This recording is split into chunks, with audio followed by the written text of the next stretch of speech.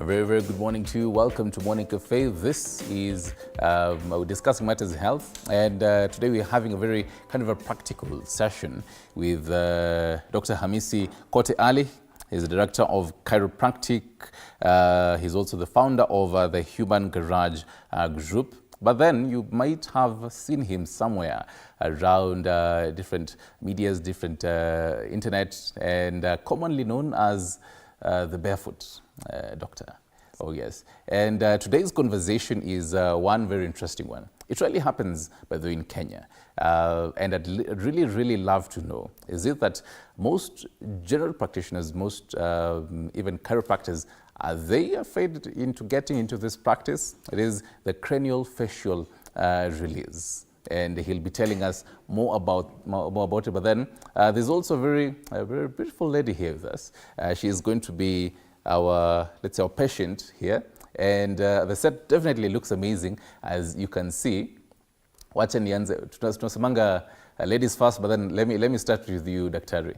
I've definitely done the intro, but then you can also tell us who is Dr. Hamisi, and even for this conversation today, cranial fascial release. Thank you so much for having me this morning.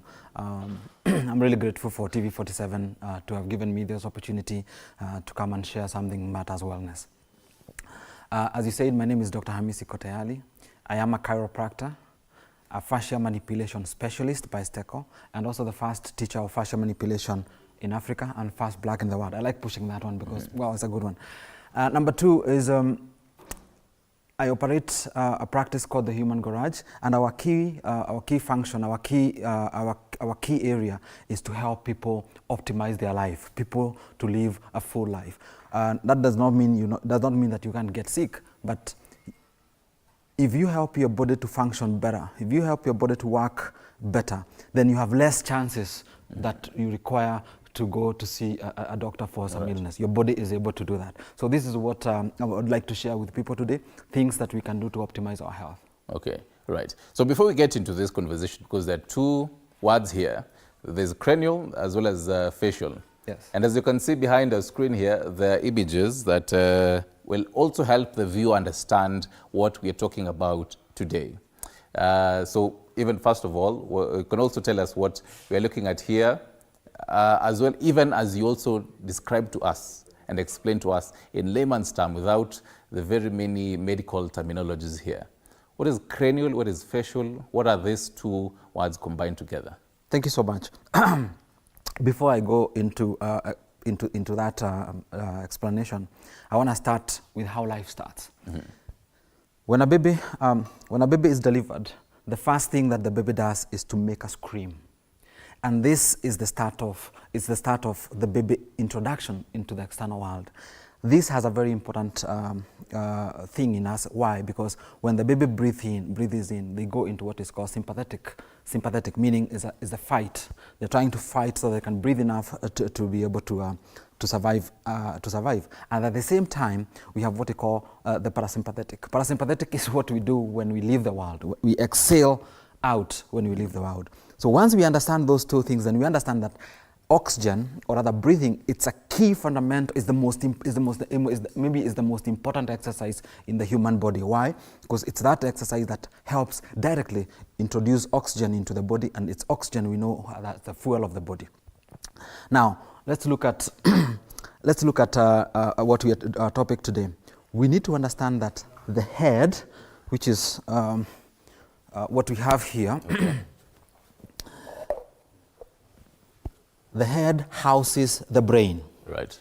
And from the head, we have these bones all the way to here that again house the spinal cord. So what is called the central nervous system is housed in a cage of bones. This is important, and it's the only tissue in the body that has this kind of covering. Why? Because the central nervous system is the communication center of the functionality of the body. Right. Now, if this is the communication center, and if this is where everything important happens, then it is important for us to understand how this segment can be influenced to help the general health. Now, cranial is the skull. The skull is made up of 22 bones. Okay. and it's made up of 64 articulations or 64 joints. Like if you can see, we call them sutures, but as you can see, there are all these small lines that are supposed to mimic a suture. That means that the head, the way we see it, is not one continuous bone, like most of us would think. Right. It is not a continuous bone. And the other thing that we need to think about or remember is that when we breathe, the cranial sutures kind of expand and relax, expand and relax. This is something that most people don't know. Right, as you say that and as I'm breathing in and out right now, I'm so aware. I'm even starting to think about, is it happening? It does. It has to happen. It must happen. So it happens without even us realizing. It's a subconscious action. It's one of those things that we don't have a control. Okay. Now, this expansion and relaxation, we can also move it further to see it in what we call parastosis. Parastosis is the movement of food or movement of food inside the gut. When ukitafuna lazima utafune alafu umeze. So it's the same, opening and closing. We call it stretch and relaxation. The body has to do that, both conscious and subconscious. Conscious for the muscles. When I want to stretch your arm to say hello to you, I have to do it intentionally. So I have to contract it and relax it.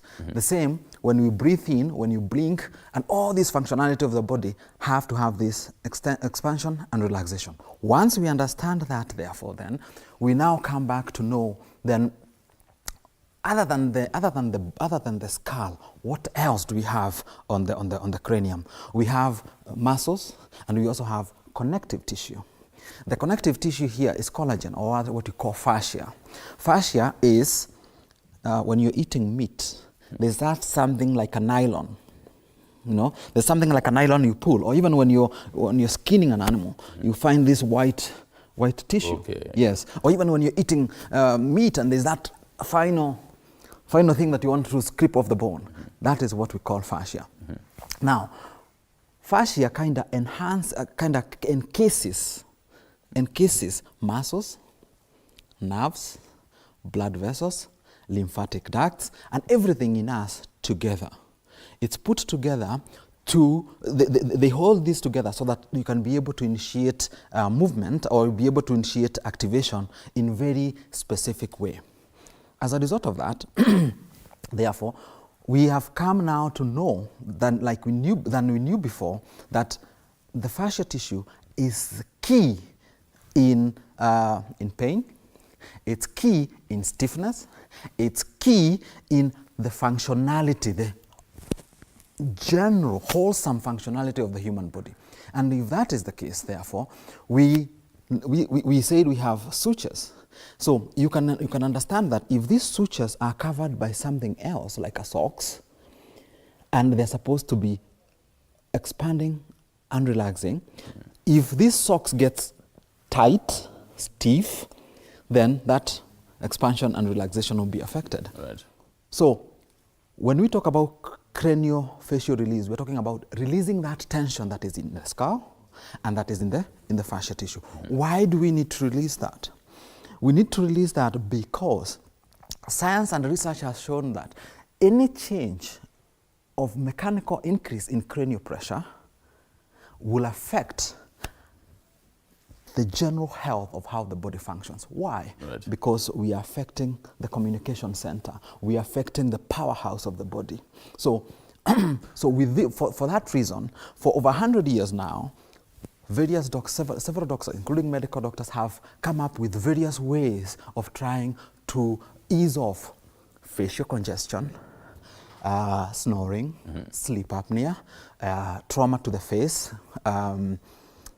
sleep disturbance, difficulties in breathing, sinuses as well. Yeah. And also, what people don't know is that when we have a problem here, 80% of the conditions that happen here in the gut can be influenced by just a little bit of pressure in the cranium. And Dr. one of the most controversial methods of the release is, I see you also have it here, yes. The two balloons here, the balloon method. First of all, why is it used? I mean, it has been since the 20th century, the 90s, back in the 90s, it is globally used. We'll be getting to see it practically here with Valentine here. She'll be introducing herself and she'll be telling us why she also wants to have this, you know, to even experience this really. So first of all, why is the balloon method used? Why is it so controversial? Because other doctors seem not to really agree with how it is used. Fair enough. There are two procedures that can be done for helping in breathing. One is called sinuplasty. Sinuplasty is done by a medical doctor under anesthesia. So if it has to be done under anesthesia, therefore, it's painful.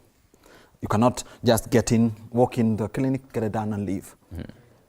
Why? Because in sinuplasty, a medical doctor inserts more like a probe that has something like a balloon inside the sinus cavity. You have this sinus, you have this sinus, okay? So the doctor will go in there in case of a congested sinus, put this probe inside, expand it, and then that expansion helps the sinus to drain off the mucus that is in the sinus. That is a medical procedure. Then we have, on the other hand, what we are doing as craniofacial release. Craniofacial release, the difference is we don't put the balloon into the sinus cavity. We put the balloon in the nasopharynx. Okay? And in the nasopharynx, we have 3 openings in either side of the brain, of the nose. We have like there are 3 kind of openings in either side. There's the upper, middle, and lower. And it's from your examination that you decide which one you put in for better results. Number 1. Number 2 is that when we put the balloon into this space, this is the space where, if you may, it's under a bone here which we call the sphenoid. The sphenoid bone, which is where the brain will sit on from the top, kind of does this. It kind of works like a fulcrum, if you may, something like would be doing like this. And its main purpose is to help the flow of the cerebrospinal fluid in and out of the brain.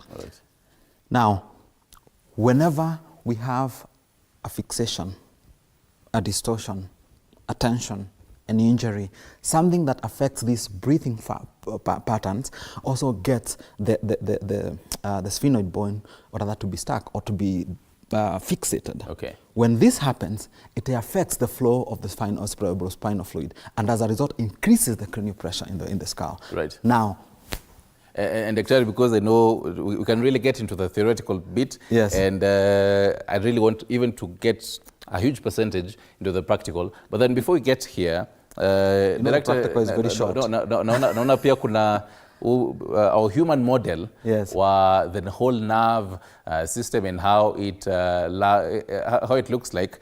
Naomba kama anaweza karibia pia yeye, just to also help us understand how the nervous system looks like, even as he also comes on board. Yeah, so I was explaining, yes, the importance of having these bones to move, and the importance of the flow of the cerebrospinal fluid, this fluid that flows within the spinal cord. Now, what we need to understand is that this cerebrospinal fluid, if the pressure inside affects it, then there is always a buildup of pressure that will result in anomalies or dysfunctions that will end up causing us to have the sinus, causing us to have the breathing difficulties, causing us to have the sleeping apnea, causing us to have the snoring. And it is putting the balloon there and mobilizing the bones. You know, chiropractors, their work is to mobilize the bones. When we mobilize those bones, then we restore the functionality. To answer your question why most doctors are controversial about it, it's because they don't know about it. They don't know about it. They have not had an experience. Anyone commenting about it in sub-Saharan Africa is just doing out of gossip. They have not experienced it because it's not painful. It's not a painful procedure. It's a 2 minutes, it's a 2 seconds procedure. And the patients who come to see us, they come as the last resort. They have had either sinus surgery, they have had other procedures that have been done, but they still cannot breathe. Why? Because most of the time, for example, if you have, let's say if you have a deviated septum, or let's say if you have polyps or something in the nose, for modern medicine, they are properly trained to treat signs and symptoms. What does that mean? It means you can't breathe, we look at your nose, we open the breathing. But as a chiropractor and as a fascial manipulation therapist, I am trained slightly different to look at function, not signs and symptoms. I'm trained to look at function. So I address a patient to look for this function. Right. I am not here to say I treat this and this and this condition. No, I am here to say I correct the dysfunctions that make us get the diseases that come as a result. And for us to be able to do that, we have to go back in history of the patient. Yes, we have had they are not breathing well. We have had they're having headaches. Okay. We have had they're having something else. Right. But I go back further to be able to understand why. So it's just not about the whole release, but then also looking at the history. Hold on to that thought. Allow me to pick our model. Okay. Naambiwa lazima nimsaidie ingie kwa set vizuri pole pole. So yes, just walk straight to me. My name is Stanley Nyerungita. I'll have you stand somewhere here. Yes, so just next to our, so this is this whole skeleton. What are we looking at here, Dr. I brought this suit to be able to explain what the fascia is, that meat thing that we talked about, and how it's interconnected in the whole body. Okay. So we are all versant with traditional way of looking at the body, which is the skeletal system, and the muscles that would form on the skeletal system. Right. We all are very familiar with the fact that we look at muscle in terms of origin insertion. Okay. It bends the elbow, it straightens the elbow. Right. We have now had a lot of research that have said, no, the body does not work that way. The body works as a unity, as a unit. Okay. So if I want to do an arm extension, it is not just one muscle, it's a sequence. It's a sequence of events that happen for me to stretch my arm or to grab something. Not one muscle, not two muscles, but a sequence. Right. So point made. So what I want to really focus on right here is, before we get into the practical, I want you to paint the viewer a picture of what they're going to be experiencing here on the table using this model, this live model. Because now here I can probably see some nerves, the whole tissues and everything. So because you've told us that we're going to have the balloon through the nasal cavity. Yes. And you're going to be seeing, because I think there are three. So which one will probably work? So using this model, what are we going to be doing here so that before we see it on the table? Very good. So the first thing is to show people how the body is interconnected. Yes. So a patient may have sinus, may have sleeping problem, may have headaches, may have all these cranial problems, but they did not originate here. Okay. Why? For example, let's say this gentleman, he fractured his arm when he was in primary. And when he fractured his arm, this is what happens to the body.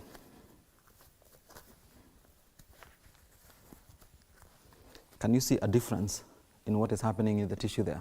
It stretches it. It is stretching. So if, before I do that, if I asked him to move the arm up, straight, like that, without the folds, and then if we do this, which is what will happen after a fracture, and then we tell him to raise the same arm, you can see a huge restriction. Okay. That restriction is not only here, it can also travel to the face to cause this to do this. Of course, you'll not see it outside on the, you'll not see it physically, but the patient will experience it in terms of a blockage, in terms of congestion, in terms of I can't, in terms of tightness, in terms of constriction. Does it happen instant or after a period of time? You probably had a fracture earlier this year. Do you get it instantly that January or December and so you start feeling it? No. The body is a very good compensator. So if you have a fracture here and it gets this tight, it will compensate in other areas, even on the lower legs or on the back, to bring back the body into some sort of equilibrium, so that it can continue functioning. Right. But as you're getting older,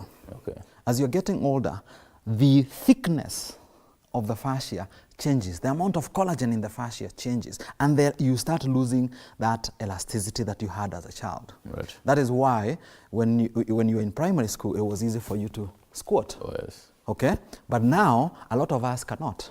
Kwanza zile backflips. Yes. Nilikuwa mnoma. Lakini sahi ukifikiria unaanza kufikiria utagongesha kichwa. Why? Because your body has become stiff. Oh, yes. It's become tight. I can't even dance right now. I used to dance. So, yeah, and this is the tightness that happens over time. So this tightness here, for example, of the fracture, over time might start having him start getting, let's say, chest infections, recurrent chest infections, chest pain, acidity. And the doctors will not treat, they will not address the fracture. They'll come here to address signs and symptoms. So the patient will be treated for chest infection and they'll get better. But that chest infection will also give us maybe stomach problem, gas, acidity, constipation, whatever. And that continues. And then the doctor who treated this one, or another doctor who treat this one as this, and not even remember to address this. We're together? So where does now, because of time, I really want to now get into the point of that. I want to get back to where your question. Yes. So this compensation will cause here to be like this. Okay. On the inside. So what happens on the inside if you compress something? All the openings will do what? They will shrink. Yeah. Okay? So what we say we do is that using fascial manipulation, which is a very specific anatomical biomechanical model or method, we have specific spots or points according to how the nerves are laid out in the body that we are able to examine and be able to follow from here, from the fracture. We find from here to understand how it came here and how it came here and see what we need to release here and release here to get the fascia tissue first of all free, and then we need to get our balloon here to mobilize so that we can adjust the skull and allow the bones to let me interact with Valentine. Hi Valentine. How are you? I'm good. Normally mimi nikiendanga hosi ukivalishwa maneno unakuwa na butterflies in your stomach. Do you have butterflies in your stomach because you're a patient of the day to day? Not really. You okay? Yeah. Why this? First of all, when did you ever get to know about cranial fascial release? Like 2 weeks ago. 2 weeks ago? Yeah. Were you specifically researching about it or did someone tell you? Someone told me. What's your idea about it? And considering the fact that it really rarely happens in Kenya, not so many practitioners are doing it. I would like to try it simply because I've been to hospitals, been given medications, and it does not work. So I hope and pray this works. But you've watched a number of videos of what happens. Yeah. I've also watched them, and truth be told, there's a certain type of way you feel even in your nose that it's not you, but then when I feel, hey, are you ready for that? Yes, I'm ready. Right. My director Kevon anasema tuende for it. He's really ready for it because we've definitely explained it. Yes. I'd love to also see the practicality of it, so that we also understand. When you say some of this nasal activities, the whole balloons and everything, without much ado, to give the whole practical session of it. Fair enough. Yes. So maybe the first thing we need to ask is why she's here. Valentine, why are you here today? I'm here because I've just answered that I've been to hospitals, been given medications, and it does not work. So I'm here to hope itafanya kazi. I hope itafanya kazi. What is your problem? Would you mind to say the problem? Yes. I've been having headaches, coughing since 2020, homa haishi, nikienda hosi napatwa medicines, it does not work. Nimeenda hata kutest pneumonia, hakuna. So I don't know. So this is the kind of patients mostly we get. We get patients who have done, patients don't come to us straight away when they have issues like this. They go through the round and they go through other practitioners. So I did a history. We had to do a history because we can't just come on a TV and start treating a patient. So we did a history. We did our collective history taking. We did our functional test, and we we came up with an idea of what we think the problem is. One, she has numbness in her hands, right? Yeah. Both hands. And she also has numbness in her feet. So these will be some of the things we'll ask what will be the changes. And then also she has congestion. Which nose is more congested than the other? This one, right now. Right now, the right one is more congested than the other. Yeah. And where do you get your headaches? Is it here? Is it on the side? Is it At the moment, it's everywhere. It's everywhere? Yeah. Okay, fair enough. So what we'll do, I'm going to have you, before we have you lie down, I want you to come up here and do for us just a simple squat. Come here and do for us a squat. Just the way you do a squat. Don't think about it, just do a squat. Oh. Okay. Is that normal, or that's just a first time? Yeah, let her do it again. Okay. Maybe she's nervous because of the TV. Right. Let her do again the way you do it. And this time, let's not lift your heels. You see, even lifting with her heels, she cannot keep her balance. But try to put the heels on the floor. And then do the squat. Both heels on the floor and do the squat. Tell us, what do you feel? My heart rate, What happened to it? it's moving fast. Okay, come up. The next thing I want you to do is when your legs are together, when the legs are together, I want you to turn as much as you can, whichever side you like. Okay. Any pain? Yeah. Where? Here. Where? Here. You have pain there. Okay, let's turn this other side. No, don't move your legs. Any pain? Where? Same place? Here and here. Both sides. Okay. Can you blow your nose? One nose at a time. Mucus will come out. Oh, mucus will come out. Yeah. Okay, fine, no problem. So come here. Lie on your back facing up. If you can have some tissue, because when we do the procedure, we'll need some tissue. Okay. So what I'm gonna do, I'm gonna feel different parts of her body. Okay. For me to be able to establish a diagnosis first, and then we're gonna go on with the procedure. Is that okay? So I'll touch several spots on your stomach, from here to here, and you'll only tell me which one is painful. Okay. Any pain here? No. Any pain here? There is pain. There is pain here. Okay. Any pain here? So even as you continue, because I mean the viewer is really also trying to understand. Yes. Let's So say, the first thing is, okay. I said the use of a method called fascial manipulation. Yeah. So for me to be able to understand what to treat and how to treat it, I need to be able to establish which sequence of the body or which meridians, if you may, people may know meridians more, is more affected. Right. And from there, then I'll know how to treat it. Right. So that's why we have a meridian here at the center, this way, which is both right and left.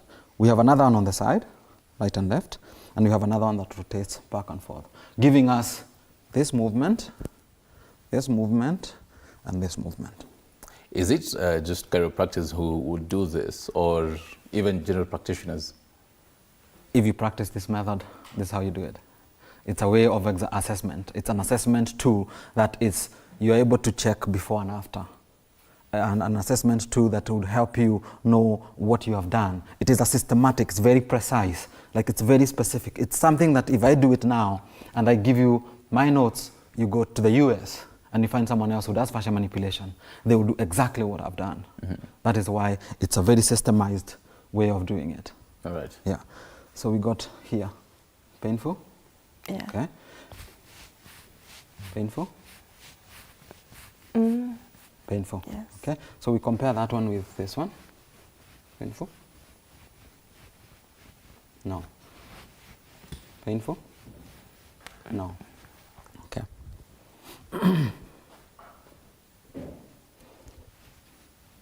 Painful? Okay. Painful?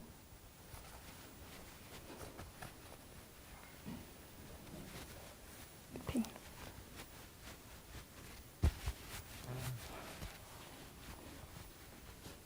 So we have this being more painful than the other two.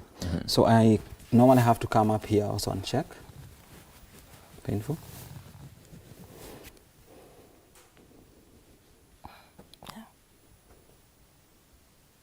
No. Okay. Painful? Painful? Oh, more painful here. All right, good. So roughly how long does this process take? Oh, I'm done. Okay.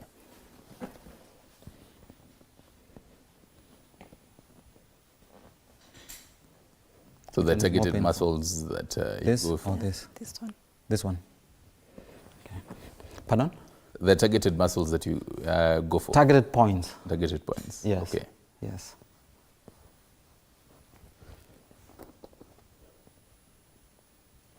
What are those, this specific These are points that you're diagnostic going for? points. These are called diagnostic points. Oh, okay.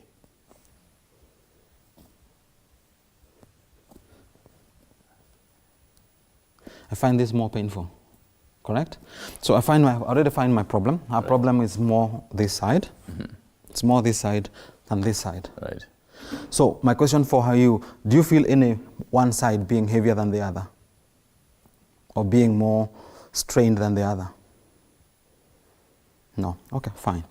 So let me tell you what I'm going to treat. I'm going to treat this one. And I'm going to treat this one. So a quick one also for you, Val. Now for these pains that you're mentioning, did you start feeling them after at what point after 2020? Around 2012, but they were not. Or 2012? Yeah. Okay. So 2020 is when they started being severe. Okay. Yeah. So I think I'm ready to what I'll do for her. Right. This is more painful than this one. So there are two ways of doing this. I can use a needle. I can use my hand. What would you like us to use? For what exactly now? We are treating the craniofacial release. But before we go to the craniofacial release, we have to work on the connective tissue. Okay. Because when we took her history, when we took her history, that's how we were able to pick the numbness. That's why we were able to pick some pain at the back. Right. And we were able to pick pain here. At the same time, we are able to see, or rather understand that when she has had a lot of issues here. Remember I said, when you have pressure here, it gives 80% of the problems that happen here in the gut. So when we checked her history, we have a lot of issues with acidity, gas and bloating here. So as I treat her, I'm not only treating that, I am treating Valerie. It's a holistic approach.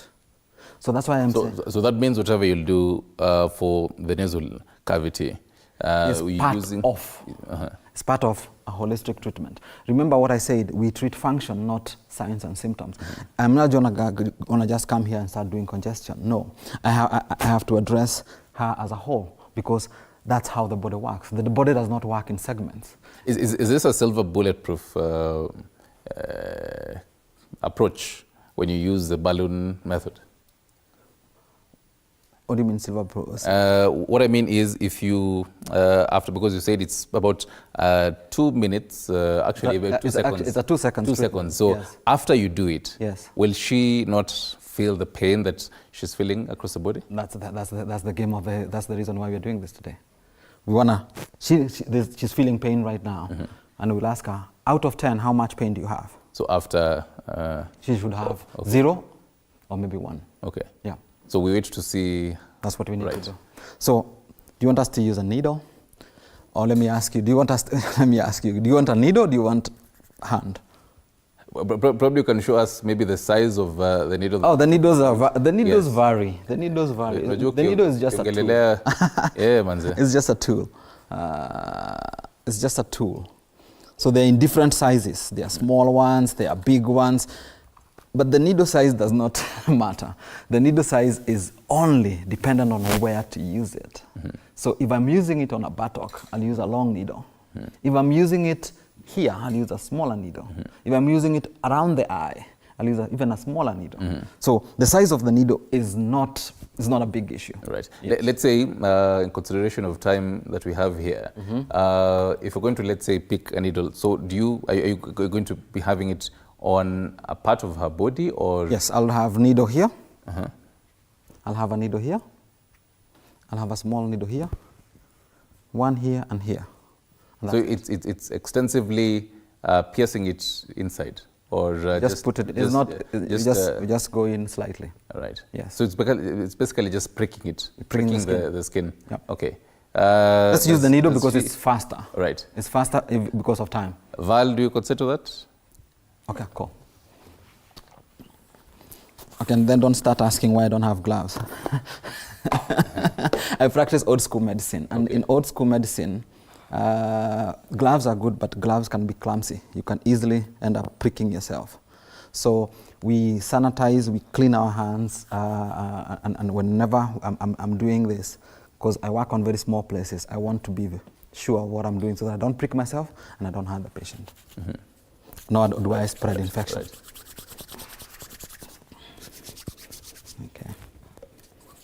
Okay.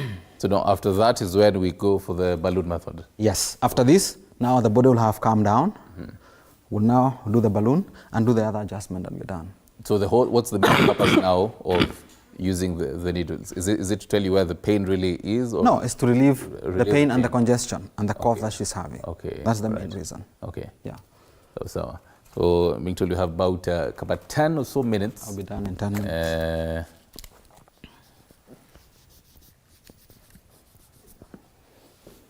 This is the part where even as a doctor unaanzanga kuambia your patient stories za jaba ndio relax. Because I'm trying to imagine if it were me who's there and this one. Pricking quite a number of needles on my body. I'll tell you something. We fear needles just because we had a lot of them when we were younger. Oh, yes. But acupuncture needles are not as painful.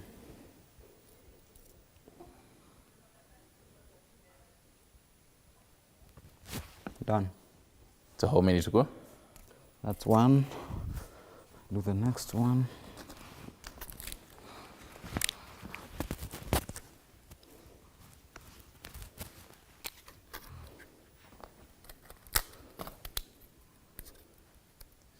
Hii lazima ukuwe na high pain.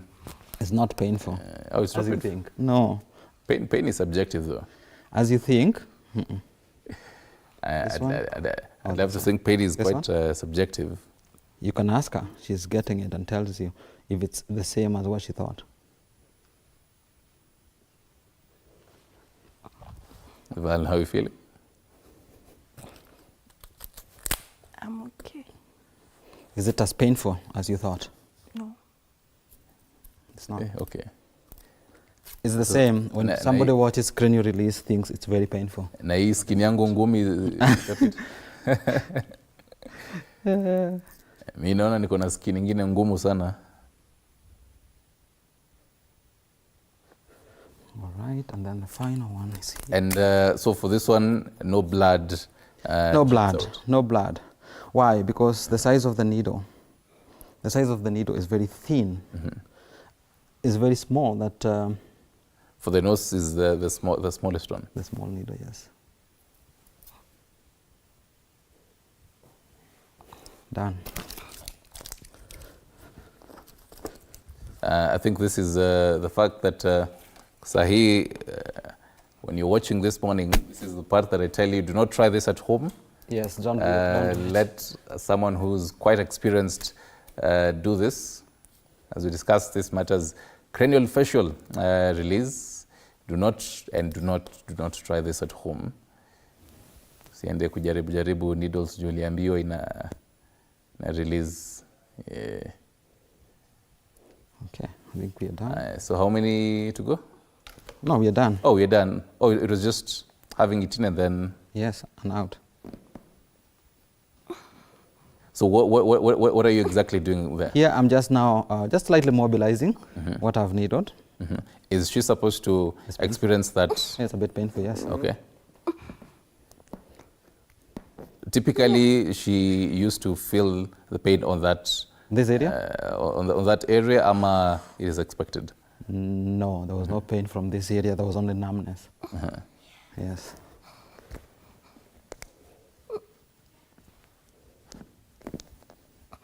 So fascial manipulation is it's a 3D biomechanical model. Understanding the anatomy of the body and understanding how the fascia forms a 3D tensional network to be able, one, to move the muscles, but most importantly, to maintain circulation, blood vessels open, airway open. All right. So even as you continue, because of time, before Nisahau run through you this, I spoke to other medical practitioners on just this. Yes. And the kind of queries that were raised was, number one, what if the nasal cavity is blocked? Number two, can this be a short-term kind of approach? This is what I want to say. It is not a one-off treatment, because like any other disease, there's nothing that can be treated just a one-off. You're trying to correct a dysfunction. This dysfunction, for her to be able to be in a position that she is having difficulties in breathing, she's having chest pains, she's having gas and bloating, acidity, it must have been there for a long time. So even for us to be able to fix a patient with this kind of problem, it's a process. It's a couple of at least, we do what we call the 12 weeks to wellness. It's 12 visits of treatment. So we start from this first stage, which is called the painful stage. And from the painful stage, we go to stability, and stability to wellness. Like for her, because she has agreed to come and do this for us, we have offered as a clinic to do for her the 12 visits at no cost. And maybe when it will be in 6 months, when we finish, maybe we can bring her here and we check a review. It gives us a feedback. So does this mean in the 12 weeks, if you did for the first week the balloon approach, chances are in these 12 weeks you might be forced to again do it, or what do you mean? You do the balloons about 4 times. 4 times after? 4 times in the 12 visits. Oh, okay. You do the balloon 4 times. And then after you've done the balloon 4 times, within these 4 times, she's doing some nutritional care, because we saw the gut is affected. She's doing some exercise to help whatever we have restored stay that way. Right. So that answers on the short term. But then now what about for the nasal cavities? Do they get blocked? What if, again, because I mean you're using a foreign object here, what if it gets blocked by any chance inside the nasal cavity? It can't. It can't. We are trained to do this. It's a proper training. It's a proper real training to do this. You just don't insert balloons without proper training, without proper understanding of what you're doing. You have to do it knowing exactly what you're doing. It's the same. Right. A medical doctor will learn how to do a surgery. Even as you do that, we have about 3 minutes, to wrap it up. So this is the part that we've really been waiting for. You can also walk us through what exactly you're doing. What kind of a balloon is that? Is that just the normal? This is a finger clot balloon. Sorry? It's called a finger clot. Finger clot. Yes. Okay. Finger clot balloon is it's a tiny balloon. It's very tiny, like you can see it. It's very tiny. It's not a regular off-the-counter? No. Okay. No, this is specific for this kind of work or other kinds of work. Right. So from her case, this is the side we find an issue. And this is the kind I'm going to balloon. I'm not going to balloon both sides. Okay. I'm going to just balloon one side. So what I'm going to do, I'm going to insert this balloon up inside your nose. I'm going to ask you to breathe in and breathe out, and then the next thing you breathe in and hold. I'll pump the balloon. Don't hold my hands. You have to keep your hands here. There will be a lot of pressure, not on the nose, but on the face. That is what people think is painful. And then there will be a lot of cracking. And in 2 seconds, it's in and out. Okay? So let's do it. No, don't run away. Are you ready? Okay, let's do it.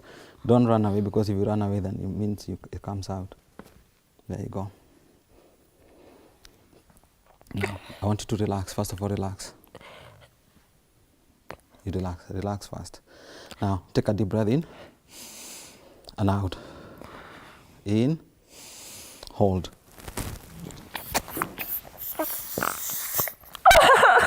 You're good.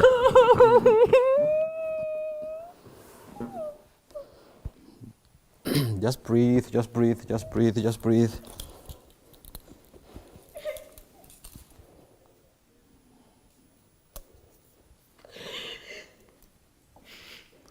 Can I So, have some tissue? and so in your training, because I mean, you definitely experience this. So what technically happens because for a number of there's a lot of pressure that you get on the face, and at the same time, there's a lot of scary cracks that happens in the whole of the skull.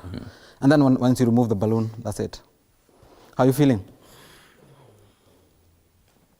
So you've so it's done. This is done. Now the next thing is just to adjust her, to make sure I finish the adjustments. Relax your neck. Relax your neck when you're ready. Uko sawa? Uko ready?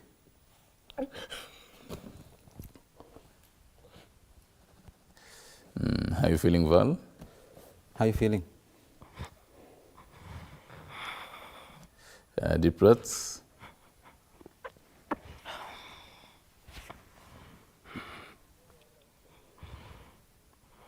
You okay now?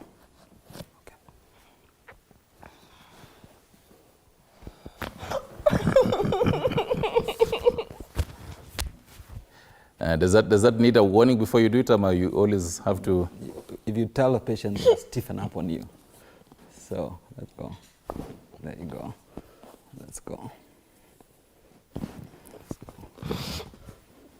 One more spot. When you're ready. Here.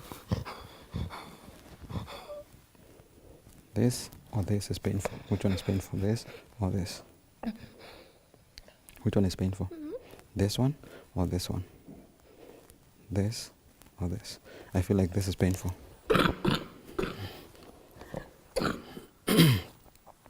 What you see coming out is a lot of the sputum. Let's go. Breathe out. There you go. Lie on this side, facing me. On the side. And then come forward. Are you okay? Are you okay? Why are you crying? Why are you crying? Do you feel so that even give the viewer a feedback? What did you feel? Yes. What are you feeling? What is making you cry? Maybe that would be good for you to do. You can take a moment to breathe. Yes, you can probably have the tissues here. And Dr. Nora, because of time again, you can really wrap it up as we also help us understand, even for the viewer. They've seen this through, explaining from the skeleton, from the fascia, from the tissues, all the way until to this practical. Yes. So one thing is that when the balloon is inserted in you and is inflated, there's this massive pressure that you get on the face.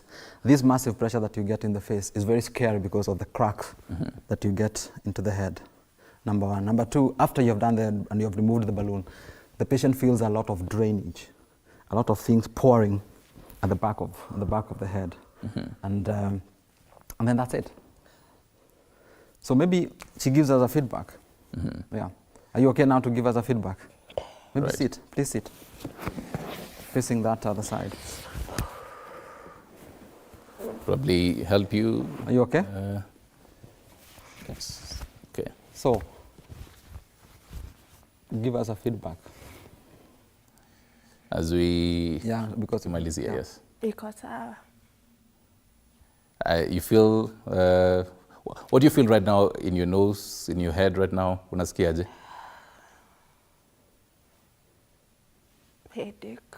Headache. Hii side kuna mucus. Okay. Hii side iko. Unasikia kitu ina drain? A lot? Yeah. Right. Okay. So can we also do the squat as the test?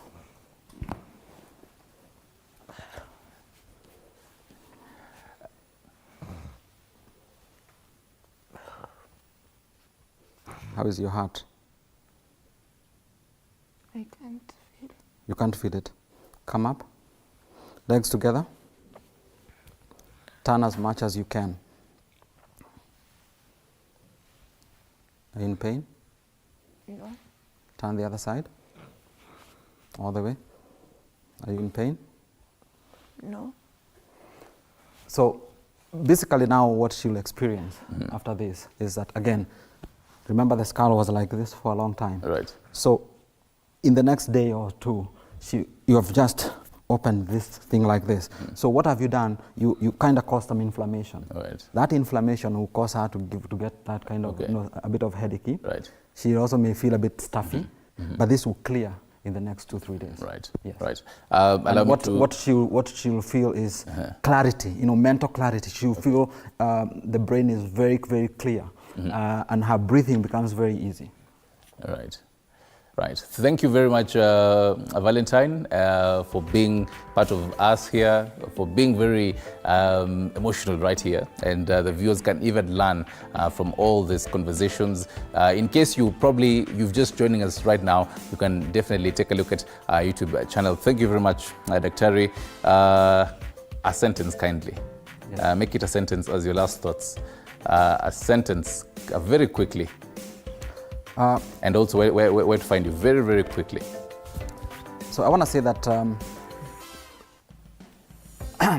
craniofacial release is a procedure that is good for everyone, from very small children to adults, regardless of age.